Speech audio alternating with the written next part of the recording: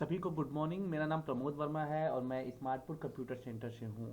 आज मैं आपको जो अभी उत्तर प्रदेश में एसआईआर हो रहा है उससे जुड़ी कुछ महत्वपूर्ण बातों को लेकर आया हूँ। आप सभी ध्यान से सुनिएगा और पसंद आए तो इस वीडियो को लाइक, शेयर और सब्सक्राइब जरूर कीजिएगा। मैं बता दूं कि अभी यूपी में एसआईआर का काम जोरों शोरों से हो रहा है, जिसमें मतदाता सूची यानी वोटर लिस्ट को गहन तरीके से निरीक्षण किया जा रहा है, जिसमें मृत व्यक्तियों के नाम को काटा जा रहा है, नए नाम को जोड़ा जा रहा है और जिनका भी विवाह हुआ है उनको उनके पिता के निवास स्थान से मैच करा करके उनको वोटर आईडी में ऐड किया जा रहा है। तो इसके लिए 2003 की सूची का उपयोग किया जा रहा है। आइए मैं आपको बताता हूं कि सबसे पहले हम कैसे अपने नाम का चेक करेंगे कि हमारा वोटर लिस्ट में नाम क्या है। इसके लिए आपको ECI election commission of India की वेबसाइट पे जाना पड़ेगा। इसके लिए आपको लिखना पड़ेगा वोटर ईसीआई। गूगल में जैसे ही आप वोटर ईसीआई लिखते हैं या फिर ईसीआई वोटर लिखते हैं, ईसीआई मतलब इलेक्शन कमीशन ऑफ इंडिया, तो आपको इलेक्शन कमीशन ऑफ इंडिया की वेबसाइट मिल जाती है। आपको इस वेबसाइट पे क्लिक करना है और चले जाना है इलेक्शन कमीशन ऑफ इंडिया की वेबसाइट में। यहाँ से आप वोटर संबंधी सारी सुविधाओं का लाभ घर बैठे क्लिक में पता कर सकते हैं। तो अभी 2003 के बाद यूपी में कहें या पूरे राज्य में कहें तो पहली बार मतदाता सूची का गहन निरीक्षण किया जा रहा है। तो हम आ गए हैं मतदाता सेवा पोर्टल की वेबसाइट पर। यहाँ आपको राइट कॉलम में सर्विसेज के ऑप्शन दिख रहे होंगे और लेफ्ट में फॉर्म्स के ऑप्शन। यहाँ से आप एसआईआर फाइनल रोल और कंसल्टेंसी के अनुसार रोल डाउनलोड कर सकते हैं। अगर आप नए वोटर हैं तो आपको फॉर्म 6 यहाँ से फिल करना होगा और आप सबमिट कर देंगे और आपका फॉर्म फिल हो जाएगा और आपके घर पे वोटर आईडी आ जाएगी। और अगर आप एनआरआई हैं तो आपको फॉर्म 6 ये फिल करना होगा।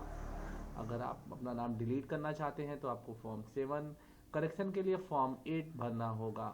और अगर आप जो है एसआईआर का फॉर्म इमिग्रेशन फॉर्म भरना चाहते हैं तो यहाँ फिल इमिग्रेशन फॉर्म है, यहाँ पे आपको क्लिक करके और अपने एसआईआर फॉर्म को पूरा करना पड़ेगा। और यदि आप पिछली एसआईआर सूची में अपना नाम देखना चाहते हैं तो आपको search your name in last SIR पे क्लिक करना है। यहाँ पे आप जैसे ही प्रवेश करेंगे थोड़ा टाइम ले रहा है।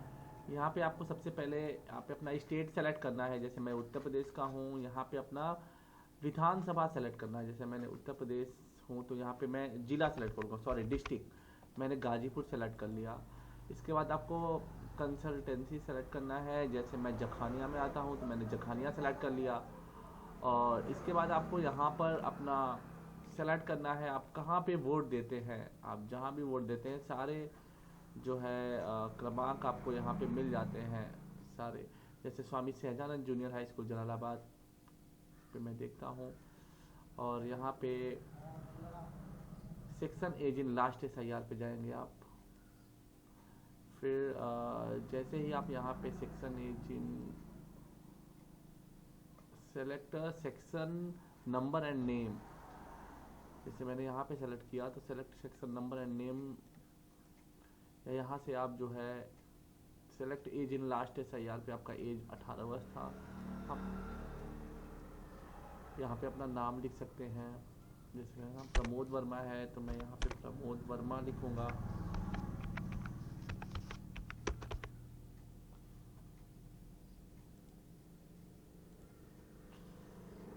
रिलेटिव टाइपिंग द्वारा अपने पिताजी के अनुसार मुझे खोजना है तो फादर इलेक्टर रिलेटिव अपने पिताजी का पूरा नाम यहाँ पे लिखूंगा। वैसे नाम तो वोटर आईडी में डिफरेंट होता है, मैं बस आगे का फर्स्ट नेम ही लिख देता हूँ। यहाँ पे हम जो है कैप्चा जो भी है उसे फिल करेंगे और इसे सर्च करते हैं। इनकरेक्ट कैप्चा, कैप्चा गलत है, हम इसे फिर से दोबारा रिपीट करते हैं। नो रिकन्फर्म, एज मैंने 18 लिखा है। अभी 2003 के लिस्ट में मेरा 18 वर्ष उम्र नहीं था, इसलिए ये सर्च नहीं कर पा रहा है। अगर 18 वर्ष होता तो ये सर्च कर देता।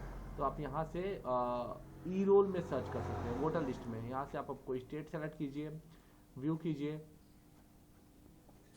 अगर वहाँ से आप नहीं देख पा रहे हैं कि 2003 की लिस्ट को डाउनलोड करना है, तो आप यहाँ search in last SIR E roll में जाएंगे और यहाँ अपने स्टेट को सेलेक्ट करके व्यू करेंगे। जैसे व्यू करेंगे एक नया टैब खुलेगा और यहाँ आपको अपना डिस्ट्रिक्ट सेलेक्ट करना है। यहाँ आप अपना डिस्ट्रिक्ट का विधानसभा सेलेक्ट करेंगे और शो करेंगे। फिर आपको अपने विधानसभा के सारे बूथ आपको मिल जाएंगे। आपके जो भी बूथ हैं आप देख सकते हैं, सभी से जलालाबाद है, दुनिया सुल्तानपुर। आपको कोई भी वोटर लिस्ट डाउनलोड करना है, डाउनलोड पे क्लिक करके आप वोटर लिस्ट कैप्चा के माध्यम से डाउनलोड कर सकते हैं। जैसे ही आप सबमिट करेंगे एक डाउनलोड लिंक आपको मिल जाएगा और आपका वोटर लिस्ट डाउनलोड हो जाएगा। जैसे मेरा वोटर लिस्ट ये डाउनलोड हो गया, मैंने इसको सेव कर लिया और इस वोटर लिस्ट में आप नाम को खोज सकते हैं। अगर आपका नाम है तो आपका SIR कंप्लीट है और आप 2003 की सूची में हैं।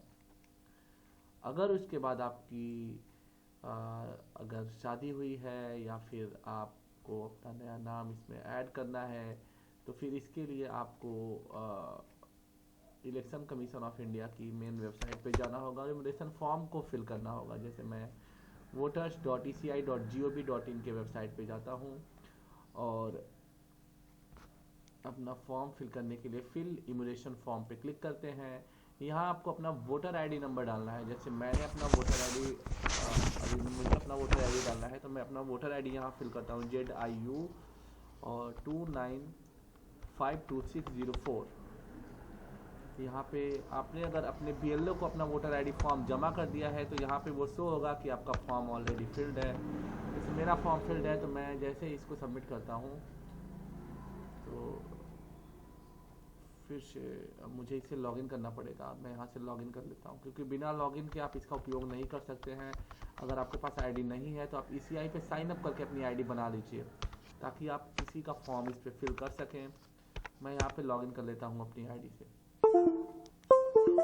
क्योंकि बिना लॉगिन के आप इस मतदाता सेवा पोर्टल का उपयोग नहीं कर सकते हैं। तो ये मेरा OTP आ गया है, मैं अपने OTP को फिल करता हूँ और वेरीफाई करता हूँ। इसके बाद फिल इमिग्रेशन फॉर्म पे जैसे ही क्लिक करते हैं आपको सबसे पहले